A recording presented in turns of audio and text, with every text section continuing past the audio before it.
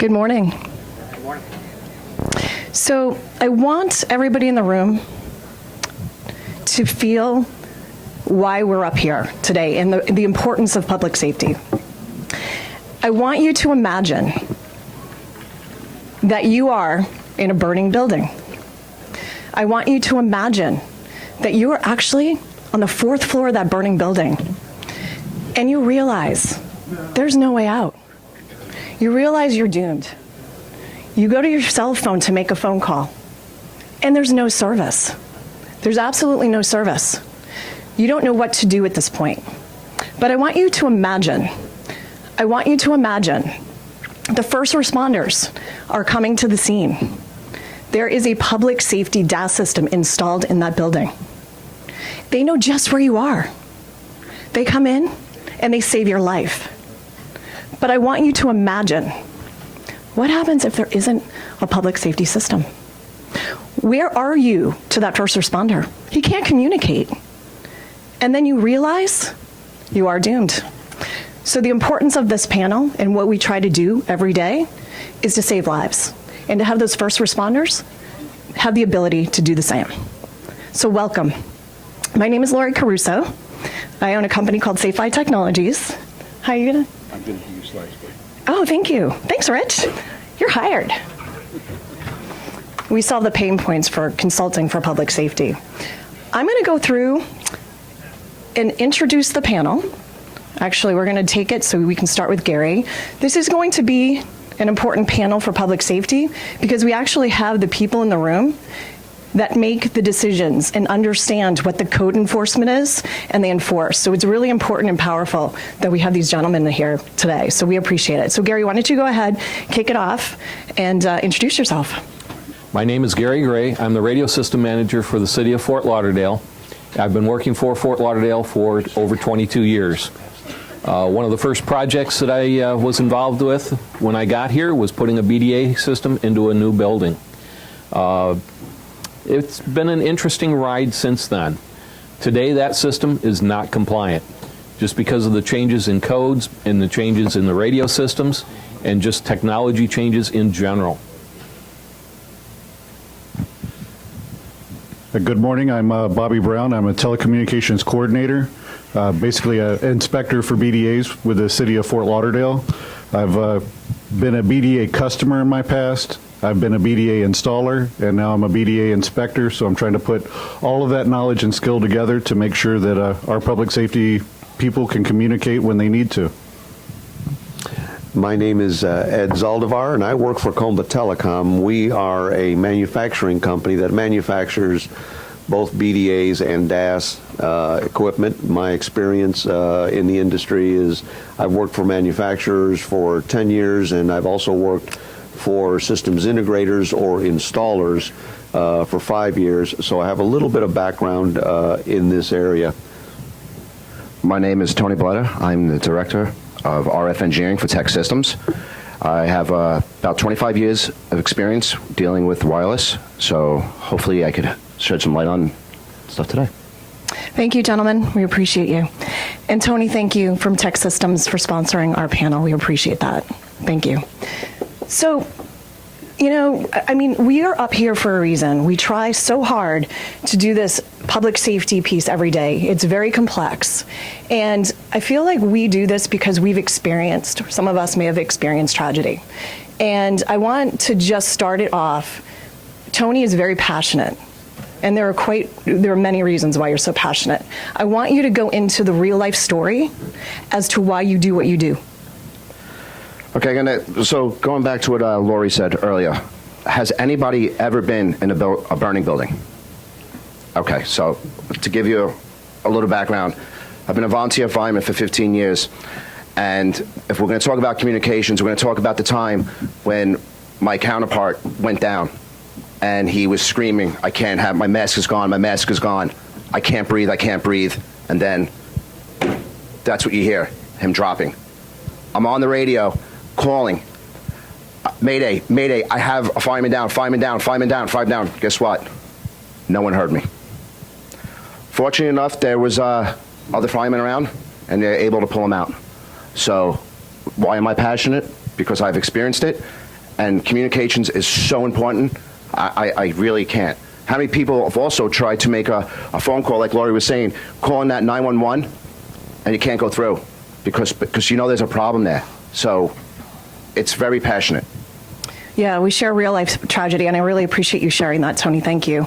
So there are differences, and I think it's very confusing in public safety. We talk about LMR systems, land mobile radio systems, and we talk about first responders being able to communicate by traditional radios. But we also talk about FirstNet, and I want to share with you the differences so there's no confusion for the most part, because I know it can be complex. So why don't you, Ed, let's start with you. If you can go through the details, just give us a little bit about land mobile radios versus the traditional or the systems for public safety LTE. Right. Well, a land mobile system is developed, obviously, to provide two-way radios. Gary's got one, and the ability to dispatch. So it's a call one to many instead of one point to another point. The traditional land mobile radio systems have grown and been around for many, many years and have changed over time.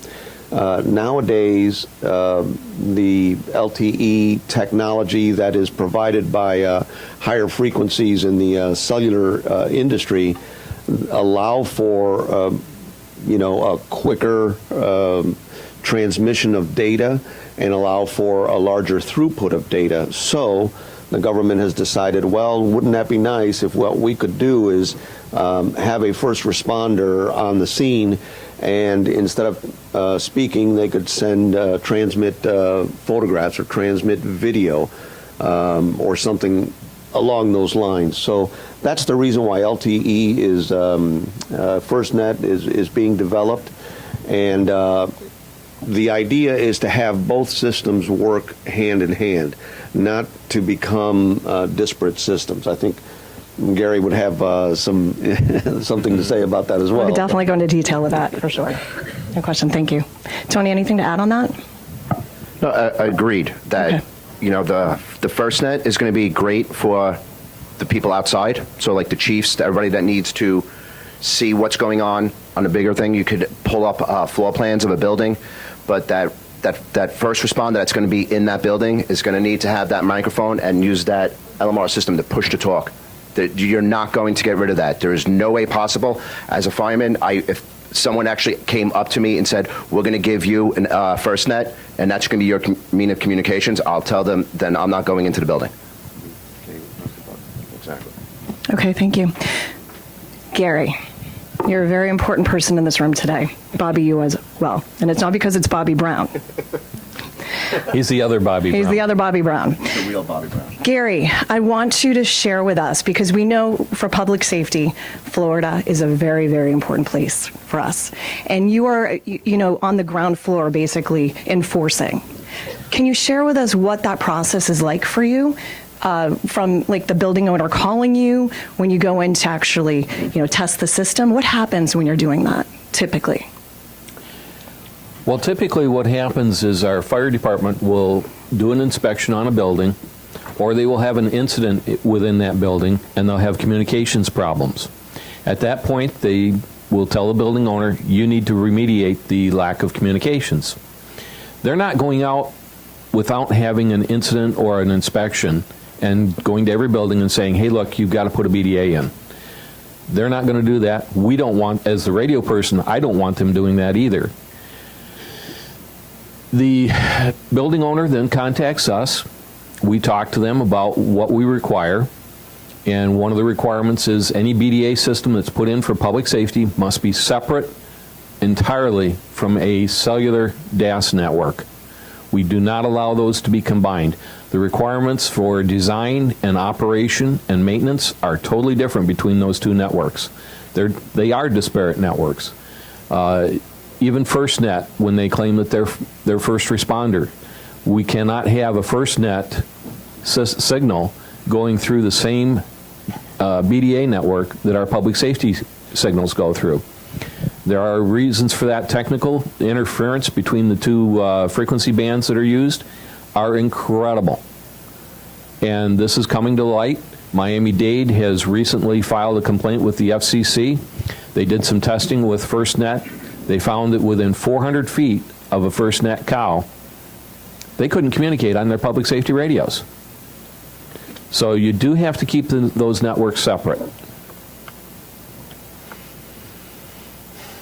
Yeah, so clearly, I mean, there's just, as we said, there's a lot of complexities here. There's a lot of moving targets when it comes to RF frequency.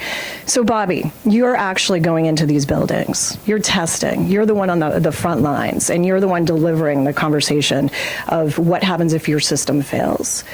Could you take us through what you're seeing out there, first of all, from a property owner's perspective? Do you see that they are well-versed with this? Do they understand public safety? And do you have to stop what you're doing and tell them and educate them? How does that work out there for you? Well, what we're seeing is we're seeing a lot of different fields coming together, trades, that are trying to put these systems in, and they might not have the full understanding. You'll have an RF company who knows RF, but they don't know construction. They don't know the levels of fire ratings that are required. You've got low voltage companies that know how to pull cable, but they don't know anything about RF. You've got alarm companies that know about alarms, but they don't know about radio either. So it's difficult in finding a company that has a good understanding of all the components of construction, RF, and cabling, and the fire survivability of the cables. So that's what we usually see as some of the main issues is inexperience.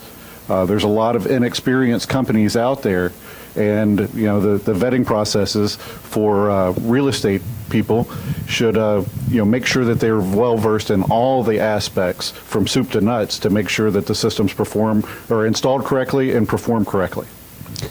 And if I could add just for a second, it's incumbent upon the building owner as well as the installer to make sure that any system that's being installed meets with the approval of the authority having jurisdiction. You legally cannot retransmit that signal without their approval, so you're going to have to make sure that it's done correctly, and that's why we have standards, NFPA standards and things like that these integrators and systems installers can refer to make absolutely certain that each system is installed correctly. And unfortunately, the NFPA standards do not address the radio frequency issues that can be created by an improperly installed BDA network. The licensee is the final word. Even if the fire marshal says a system has to be installed, he can make you put it in. The licensee can say, no, you cannot turn it on. And that's very important for you to understand. You must engage all of the AHJs, the licensees, your fire marshal, and get with everybody and make sure you're all on the same page. Because these systems do have the capacity and the capability of totally disrupting public safety communications networks. This happened down in Miami-Dade County. A company put in a BDA network that was improperly designed, totally bad system. They took down the entire radio systems for Miami-Dade County and portions of Broward County.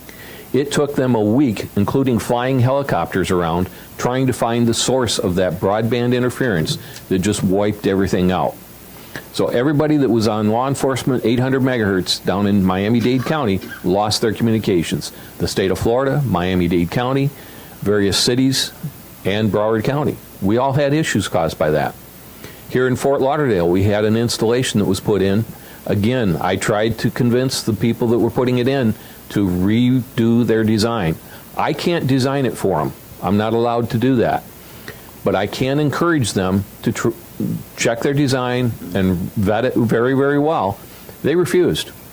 And consequently, when they turned it on, the day before they were scheduled to have their official inspection, first inspection, they took down Broward County's radio system. They took down Fort Lauderdale's radio system. We were scrambling for about an hour and a half, 2 hours, trying to find where was this crap coming from. And we had recent installations, and we thought, well, gee, maybe one of those recent installations had a problem. So I was running from building to building on the recent installations. It wasn't there. It was the one that we were scheduled to go to the next day. But I didn't even think of them because our policy is you shall not turn on a BDA for any reason without Broward County's radio shop people being there and Fort Lauderdale's radio shop people being there. And they violated that.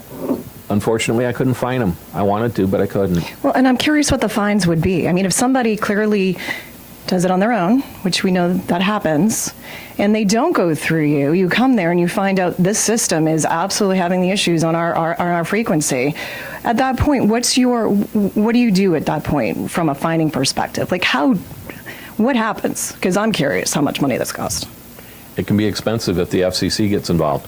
If the Federal Communications Commission receives a complaint and they act on it, fines can be hundreds of thousands of dollars. And if it goes for days, multiply it by the number of days. It can be very expensive for you. You cannot turn on a BDA system without written authority of the licensee. And it's very clear in the FCC rules. However, that's not mentioned in the NFPA rules. Yeah. And that's a failing of the NFPA rules, because those policies are intended to be worldwide, and they did not want to put something that was specific to the United States into their rules. We fought it, we tried, but they refused. So I'm here to tell you, make sure you engage the FCC licensee in any BDA systems that you put in. It's critical for your financial health and for the health and safety of the public safety responders and the residents and people that are inside your buildings. So now, when that happens, say you do find somebody, does that fine go to the property owner? And at that point, is there something there because it's designed improperly? And do they go after the integrator or the designer at that point? The FCC considers the property owner the operator of that system. And unless you have a contract with another entity to operate that system, you're going to take the fine. Wow. So, Tony, I know that you work in New York City. You obviously blanket the country. What we're seeing down here in Florida, we see in some parts of the country as well, maybe Clark County and Las Vegas. Are you seeing these codes, similar codes across the country, or do they vary? It actually goes to the AHJ, so it does vary a little bit. Like New York City has what's called an ARC system, and that is anything, there's different codes. So if the building is 75 feet or higher, it's new construction, you need to put one in. What we've been seeing is people are just kind of unaware about a two-way radio system, and they think it's ARCs, it's FDNY, it needs to be put in. So they're giving it to the fire alarm company, and no offense, if there's anybody here that installs fire alarms or plumbing for the fire stuff, you don't know RF. Sorry, that's what happens. And what happens is we have to come in later and clean up messes that were made because people are like, oh, it's just a system. Here, I'll give it to you. So depending on where you are in the country and what code you have to go, you always have to go back to the AHJ. So that's what we've been seeing. They're similar where you have to get fire rating, you have to somewhat redundancy, in New York City, you cannot put an ARC system on a cellular system, so I'm glad that other people are following that as well. So. Yep, definitely. So we're talking about that two separate layers, right? Absolutely. When we're designing, and we have integrators coming in thinking that they are looking at this from a cellular perspective because it's RF, right? We're thinking it's the same. Well, it's not, clearly, right? No. So why? Why is it not the same, Gary? Why can't I be a DAS, carrier DAS installer designing, and yet I can't do public safety? I wouldn't say you can't do public safety, but there are parameters and specifications that are significantly different than cellular. The signal strengths are different, the antenna placements are different, and there's also the fact that most cellular systems take that information, that signal, from your building, and they send it back to the cellular network as a data signal over a fiber path or some other data path. In the public safety radio world, we don't do that. It goes back to our infrastructure as an RF signal over the air, the same signals that are generated by these portable radios. One of the problems that we've seen is when those systems are improperly designed and improperly installed, it raises what's known as the noise floor. And that's the ambient noise in the RF spectrum that's just out there. And when you put a BDA in there that's got a problem, and you combine it with a cellular network, the frequencies interfere with each other, intermodulation comes into play, and it just generates all kinds of noise and problems for both the carrier and the public safety entity. Yeah, thank you. So also too, and Bobby, this is for you. So when we're doing the design from a carrier design, let's say, we're designing based on the population. Where does the population go? So we make sure that it's designed properly.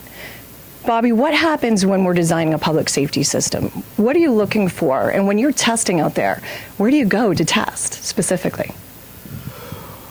All right, well, I'll answer the second part first. Okay, great. The testing is going to be all of the common egress areas, any area of refuge, elevator shafts.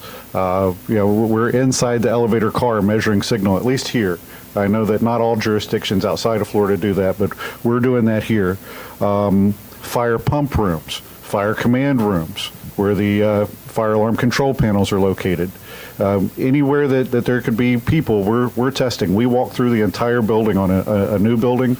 We walk through every part of it, and there's usually, between the county, the fire inspector, and my team, there could be 6 people in that building at one time on the same floor, all doing radio checks to make sure that they have a good DAQ, the quality of the audio. Okay. So critical areas, bathrooms, basements, stairwells, elevator shafts, right? Yeah. I've heard testing, and I don't necessarily know if you do get on the bathroom floor, but I've heard that when you're being tested, you could actually go to those spots, and if you fail at that point, what do you do? What's your next step to that property owner when they're trying to get permitting? Well, it's really going to be a call on the fire inspector when it comes to that part. Okay. But, the critical, or not the critical, the non-critical areas are, 95% coverage? Yeah. So, is that one bathroom 5% of the building that we're doing? If it's not, then we can keep going. It's when we keep coming across more and more areas, that percentage rises. And then if there's more than 5% of the building, the common areas, you fail. You fail. You fail. You've got to figure out. A good designer will more than likely install more antennas and have low gain, but have good coverage, than to have fewer antennas and high gain. So hopefully most of the building's covered. What is your percentage, and then Ed, I'm going to get to you for a question. What is your percentage of failures? And I'm curious too what that ratio looks like, because Bobby, I know I've been trying to capture you for this panel to talk to you, to make sure we prep. And I've been hiding. And literally you are never there. You're always in a building testing. Yes. I'm curious, how many tests do you conduct every week? I'm sure it must be high, but I'm curious what that failure rate looks like based on that. Most of the failure rates are actually kind of low because we do plans reviews. And as long as, after we've approved the plans, if they build to those plans, more than likely they're going to pass. Most of the failures are going to happen in the rough inspection because they didn't follow their plan, or they didn't look at, the FCC license holder's guidance document. So I would say the number is probably 30% fail on rough inspection, and probably 2 to 5% fail final inspection, because they have to rectify all the issues that we discovered during the rough inspection. So we're in there multiple times before they finally are done. So from a resource perspective, how many are there of you? 2. two for the city and 2 for the county. What's the backlog look like? It depends. I could have. I'm not trying to throw you out there, No, believe me, but I'm curious because this is going to be the same for everywhere, right? I could do plans reviews and have 8 plans reviews in a week and not see another one for 2 or 3 weeks. Yeah, so. I could have rough inspections. I've had weeks where I've had 2 a day for 3 or 4 days in a row, and then I've had weeks where I have no inspections. And in final inspections, I probably do 3 to 5 final inspections a week. And that might even change in the future because you're now doing mostly new construction, correct? Yes. And in the future, it's going to include existing buildings. Yeah. We do include existing buildings. Again, Yeah. that has to be a call by the fire marshal if he has an incident there with a problem or during the annual inspection. Now, just as a little note, I now have 2 guys doing this. I used to do this all myself, plus everything else that I was responsible for. And you want to talk backlog? Oh, yeah. The backlog was so bad that people were calling the governor's office to complain about me. As an installer, at one point, I was one of those people that was complaining about the backlog. So needless to say that the fact that you're sitting up here today says a lot for us. So we really appreciate this, because this is how we deliver the message out there so they can be supported from our side, because it's important that they free up so they can continue doing their process and to continue to save lives, because we don't certainly want to get and impair the ability if there's ever a tragic event. And, you know, we see these tragedies. It's not just by fire anymore. I mean, active shooters, you know, we're down here with Hurricane Central. There's so many other pieces of emergency response that we have to always look at. It's not just, it could be anything. It could be inside, it could be outside. It doesn't matter, but we have that. So that's why we're trying to do that. Now, I wanted to go back at, we're talking about designing these networks, right? These designs in building and the carrier side versus public safety radio, and why it's critical to have 2 separate layers. And the code enforcement also talks about hardening the network and the reasons why it's so important to harden. Can you go through maybe a little bit of detail about the hardening of the network and why that is? Yeah, so essentially what the majority of systems that are installed, the reason why you want them hardened is because you need the main traffic, the main trunk to survive an incident. You may not want to harden down a hallway, for example. So picture a typical hotel. Where you'll have one elevator shaft in the center and stairwells on the ends. Now, if you can picture that the riser, all the cables going between the roof and the fire command room in, say, the middle of the building, you want to make sure that that's in a 2-hour fire-rated enclosure. That's also per NFPA regulations, and you want to make sure that survives longer than, say, for example, an antenna down, you know, the 3rd floor corridor. But again, the same thing goes for cellular networks. It becomes a very expensive proposition when you're talking about hardening of a cellular system. But what you're trying to do is the same thing as a fire sprinkler system. You're trying to eliminate points of failure, especially catastrophic points of failure for a system so important.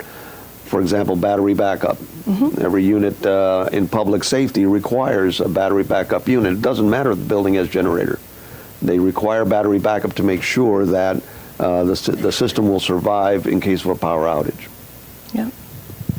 If there is a fire in the building, one of the first things the fire department does is kill the power. They do not want to be putting water on live electrical circuits. So they kill the power. You got a generator? It goes off. Yep. That's why the battery backup and the requirement for the 12-hour response or capability of that battery backup is so important. Now down here, we're lucky, knock on wood, we don't have a lot of buildings that catch fire and go up in flames. Oh gosh, Gary, I'm knocking on wood on that one. Whoa. Most of the calls that we have for our fire department are medical calls. And because of that, they're not going to kill the power. They're not going to climb stairwells. They're going to use the elevators. Hence, we need the coverage in the elevator. I could tell you a story about an incident down in Dade County where an EMS team went in to a high-rise responding to a medical call. They sent their 3rd person back down to the ambulance to grab a medication. On his way down in the elevator, they called him on the radio and said, hey, we need this medication B. He didn't hear him. He got all the way down to the rig and all the way back up, and they asked him for Med B. He didn't have it. The gentleman died. When that story was related to me, I went to my fire marshal and I said, look, this is what I heard. We need to make sure that in the elevators, we have communications, because most of your calls are EMS calls. And he said, yeah, you're right. I hadn't thought of that. There's a lot of things that people don't think about. If you have an active shooter, the police department SWAT is going to come in. They need to be able to communicate among themselves and outside the building. Most police departments and fire departments, at least here in Florida, use the same radio systems. And that's a blessing, because the police department cannot order a BDA to be installed. Only the fire department can. Thank you. Actually, and you're bringing up a great point too, because if there is a fire in a building and they do turn down that electricity, they shut that power down. We talk about FirstNet, right, on the carrier side, and first responders using FirstNet. What happens when the power goes down and you're using FirstNet and it's cellular? So, adios. Exactly. So, Tony, what happens? Well, he just said it perfectly. Bye, as in, if you're not going to back it up through power, if you're not going to have battery backup, in the IDF closets or down in the head end, the system's going to go down. And what happens is you're putting in the cellular systems. 9 out of 10 times, everything's always cost-driven. And how are you going to save money? You have to kind of value engineer it. You're going to start pulling back stuff that you really don't need. So unfortunately, the battery backup is not really. It's more like a luxury. So some people will put it in, and some people will not. The FirstNet is great, but everybody has to understand that FirstNet is not for us. Unfortunately, it's no one could use it. It's priority access, and it's phones for the actual first responders itself. So I've actually been talking to a couple of people, and I always just throw it out there when I mention. I mean, we're all in this room, so we kind of get it. But when you say public safety to some, or you say FirstNet, oh, it's a FirstNet building. The prime example is I went to my wife and said, hey, listen, there's going to be a system. It's a public safety system. I go, what do you think about it? She goes, oh, that's great. Public safety, the public is going to be able to use it. No, it's not. So we have to start really also trying to educate people on, just because it's public safety, it's not public safety. It's first responder safety, and it's for them. And so, like I said, most of us in here, we get it, that public safety, but the market out there, they don't realize that. They think, well, my building has public safety, or my building has FirstNet, everybody's going to be safe, and that's really not the case. Huge point, the education piece. I mean, we deal with so many customers, property managers, school systems, and you're right. They don't know our language. And when they hear that they have to do something, the confusion sets in, and they just don't execute because of that. And then there's failures. Ooh, you get something? Well, and I also want to stress that there is no governance dictating that a public safety agency use FirstNet. That's up to the agency to decide if they want to use it for data. And as far as push-to-talk over LTE, that is not mature enough yet. And I say this after sitting on the governor's executive board deciding if he was going to opt in or opt out. And we had long discussions about this. And there's nothing that forces any agency to use FirstNet. And they're going to be using radios for a long time. Right there. That's a money thing. Right there. It is a money thing. And I hear all the time that two-way radios are going to go away because it's going to be supported, and we've got the cellular network that can support this. Not in my lifetime at all. How old are you? No, I'm kidding. I'm kidding. Older than you think. But the education piece is critical, back to that. And we need to make sure as we're in here, I know that public safety typically isn't the thing we want to lead with, but public safety should be the thing you lead with, because that's the thing that's required. And I can tell you from a DAS perspective, when we're selling public safety, DAS comes next. That's the conversation, and it seems to be working well because it has to happen that way. You're going to say? Well, I want to actually go back to what what Bobby was saying earlier about the install and who actually does it, who actually designs it, and the problems that are encountered. I'll put it to you this way: I could go out to a restaurant and I could order, I don't know, let's just call it chicken parm and bring it home, right? That doesn't, and I could serve it to my family. That doesn't mean I'm a chef. So just because you know how to go out and get something, it doesn't mean you're the expert in that.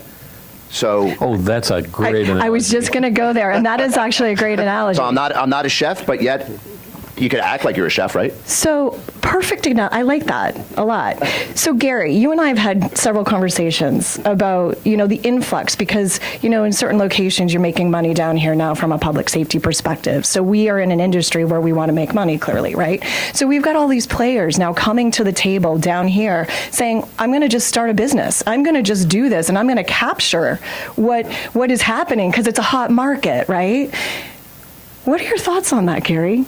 Because I know you have some. Oh, yeah. And I have to be careful, otherwise I'll get And I don't want to sued. get you in trouble, clearly. There are vendors out there that have absolutely no business touching a BDA install.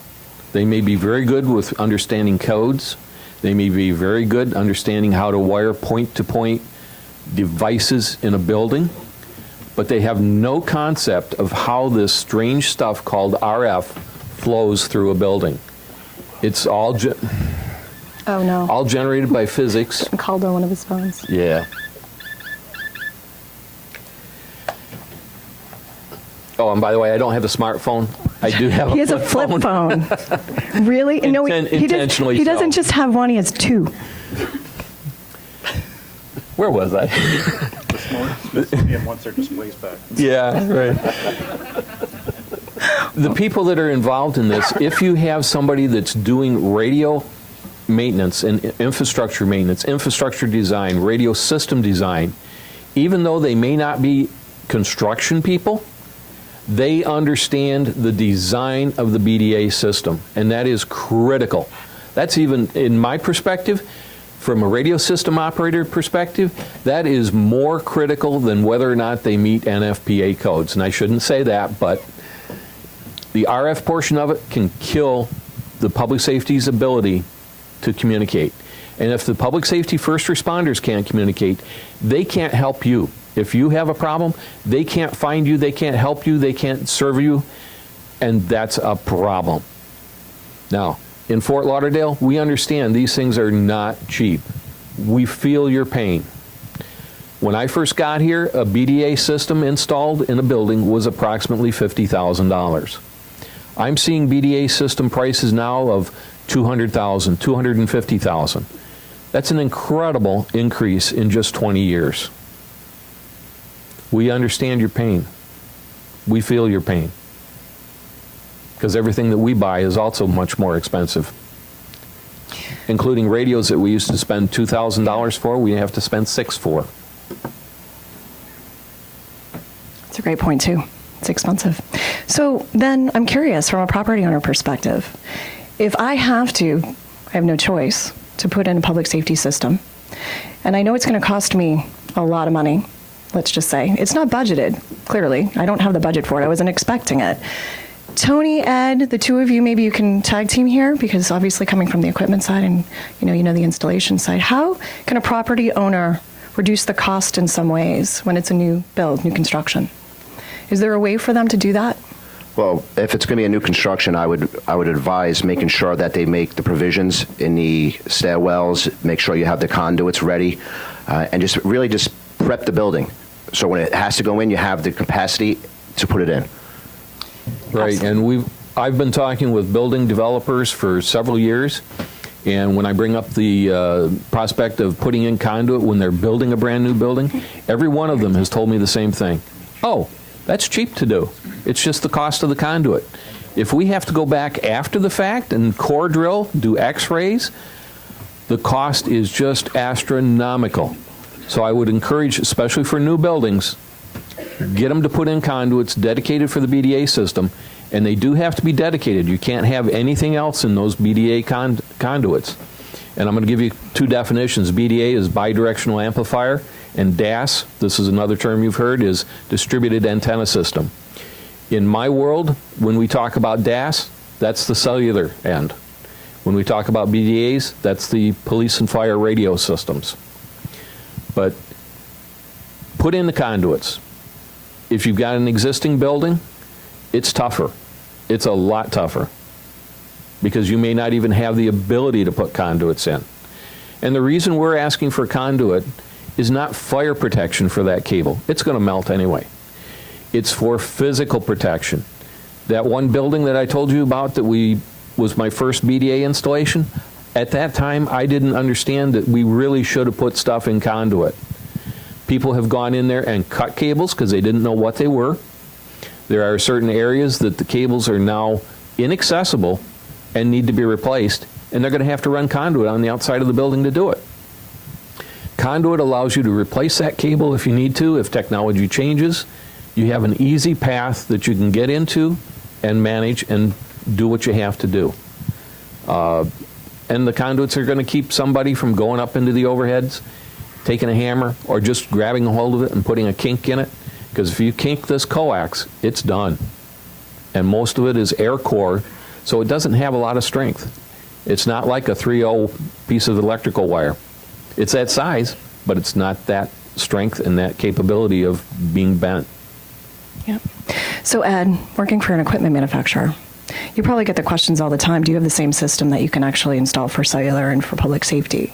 Do property owners actually come to you working down in this market? You're seeing this market. Do they come to you with those questions? What do you respond with? How do you work that? Yeah, the majority of the people that are coming to us regarding cellular network development, we're not really getting a lot of property owners requesting that. Now, there's an exception to that rule. And in new construction, for example, when you're building, say, an office building, it's, sometimes we had a system in Aventura where the building owner absolutely wanted a cellular DAS inside of his building because he knew that there was absolutely no coverage inside that building, and he knew that his tenants would have a problem keeping tenants over time. Plus, he can charge more for his space. Mm-hmm. That's right, because he can guarantee that he's got cellular coverage of one or many carriers inside the space. Yeah. Okay, well, we're going to take some time to go to the audience for questions. I'm curious, I know there are a lot of people that are probably interested in learning more. We've got some pretty important people here in the room right now to be able to answer those questions. So if you have questions out there, we'd love to share. We'd love to. Yep, questions. I've got one quickly that I want to run down the panel if we can do that. Yeah. How do I know if I've got a good guy or a bad guy helping me develop the system? That's a great question. That wasn't on Gary, my list. you see him? Bobby, do I know if I have a good guy or a bad guy or if they're just a, fast talker? So maybe we run down the panel and we see what the opinions are. Well, if you call Tony Belletta, I can tell you right now it's a good guy. Tony, I love it. Gotcha. Well, that's it. There you go. So there's your answer. Aside from that, Ed, you want to comment on that? Well, no, actually, let me just get back to it. Seriously, so if you bring in somebody to give you pricing and presentations, just make sure that they know the code, make sure that they know our RF design. Make sure, if they come in with the cheapest, that doesn't mean that they're the best. Everybody likes to go with cheaper. Sometimes you have to pay a little bit more to get it. So to try to vent them out, see what they actually are the projects that they did, see how that's working out. So credentials, good. Ed, you want to comment? Yeah, no, I would just echo what Tony said, but hire me. Hire you, absolutely. So you see a lot of people coming in from out of town, right? What's the knowledge of the local regulations, I think, can be important. That's not to say that there aren't national companies that travel throughout the U.S. to do installations that can't do a good job, but especially for the public safety market, I think knowing the local regulations and being in contact on a regular basis with the local radio system operators is very important. So know that the companies you're working with understand the local regulations. Yes. Gary? Every single public safety radio system in the United States is unique. There are no two public safety radio systems that are identical. We call it a snowflake. They are. They're unique. We're not allowed to give recommendations. I've gotten in trouble for doing that. I used to give out 3 names. Take your choice. Here's 3 names.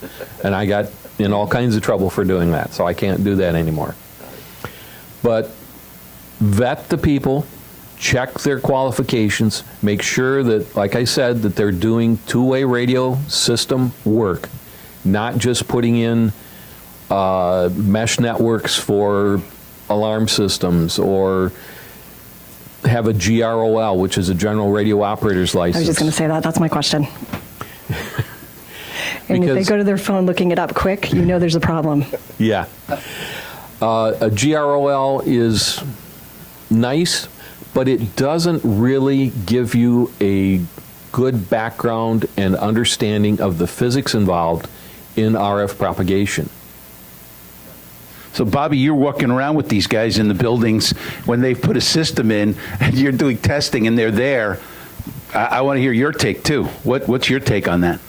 Well, usually if I was the person that did their plans review, I already found their experience after I've rejected their plans 1, 2, 3, 4 times. Gosh. 5 or 6. Yeah, some may go higher than that. I haven't had that since I got on with the city, but I've seen where plans have been rejected 5 or 6 times, and there was really no excuse to have it returned more than once because they're given a sheet of comments that says exactly what it is that you need to rectify. And all of those things refer to a code, so you can go find the code. When you're looking for these vendors, you want to make sure they have construction experience, they have RF experience. You want to make sure that they're well versed. You want to ask those questions, find out what projects they've completed. Have they worked in this area before? Are they familiar not only with NFPA but the local regulation? So if their plans get booted multiple times, you may have an issue. That might be a red flag. That might be a red flag. Yeah. Good. Other questions? Who would like to ask something? So let's say, my name is Rick Caselli. I'm the principal of MPX, one of the integrators here in the local market. And let's say, because it happened to us, right? So let's say we deploy a public safety system in a building, and then somebody else comes in and deployed commercial DAS. So what would be the best practices to make sure that there's no negative impact from the system that gets deployed later versus the one that was deployed before? Public safety has priority. Yeah. That's the bottom line, Rick. Public safety has priority, and the engineering that goes into installing the cellular DAS has to take into account that they have to protect that public safety infrastructure. And if they're not doing that, and they cause interference on that public safety infrastructure, you can bet that there's going to be a complaint filed, and either FCC action will be taken, or we'll come in and we'll shut them down. So my question was really, I think they should let us know or inform whoever is that is responsible for that, as under contract of the public safety system. So at least there's some engineering drawings that get exchanged, so the potential can be taken into account. Unfortunately, we don't look at any cellular DAS installation drawings or installations. We don't even know they're going in. There's no requirement for us to look at them, and that's a problem. What the building owners can do is the building owners, at least here in Broward County, you're required to have a maintenance contract on your public safety BDA network. The building owners need to get with the contractor that they've hired to do the maintenance on their BDA system and let them know, hey, look, we've hired company XYZ. They're going to come in and put in a cellular DAS network. Then those two companies need to sit down, get together, and figure out, how do we do this so we don't interfere with each other? Because it's mutual interference. Absolutely. I mean, when you're obviously getting tested from a carrier perspective, there's no question, but the communication should be there. So that should be an ask on your side, too, who's designing your public safety system, so we can chat with that. There's somebody else. Oh, yeah. Hi. So I run a real estate company, and we're dealing with a lot of different municipalities on this matter, and some of them are really rushing, and some of them are, taking a step back, like the City of Fort Lauderdale, and understanding, helping us out a lot, and we appreciate it. But so if you could just help me understand, I've heard there's instances where you have to have the 2-hour conduit, and I apologize if y'all covered it and I missed it, and then you have to have like a drywall box around the conduit. So in what situation would that need to be completed? The conduit does not have any fire rating. So the conduit is for physical protection of the cable, but there's no fire rating on it. The drywall enclosure that goes around that, that's where you get your 2-hour fire rating from. And those cables that are in that are typically the vertical risers, or if the riser cable that goes from the donor antenna to the BDA, or from the BDA back to distribution antennas on each individual floor, those are considered riser cables, and those need to be protected. Now, the cables that go out from that riser to the various antennas on the floor, those aren't riser cables, and they don't need to be in a 2-hour rated enclosure. We do want them in conduit, again, for the physical protection and for ease of replacement, either for maintenance purposes or technology changes. Thank you all. Thank you, Tony, and your company Tech Systems for sponsoring this panel. Gary and Bobby for giving up your time today, for being here. Thank you. Thank you for coming, too. I also wanted to recognize one of our audience members. Don't dive under the table, Dave. I was going to say, quick, run. The engineer that we work with the Broward Board of Rules and Appeals is here, Dave Rice. Thanks, Dave, for coming. Dave, thank you for being here. Thank you. Yep. So this was hopefully intended to educate people so your lives get a little easier in this process. And thank you all for being here.